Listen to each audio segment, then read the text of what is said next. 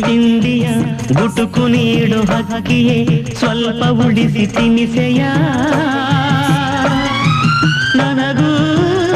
ಹಸಿವಿದೆ ಕಾಣೆ ತಾಯಿ ಲಾಲಿಯ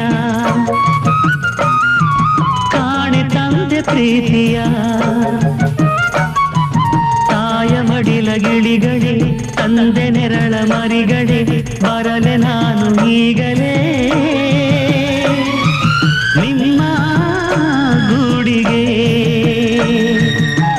ಹಾರದು ಬಾರದು ಆತುರ ತಾಳದು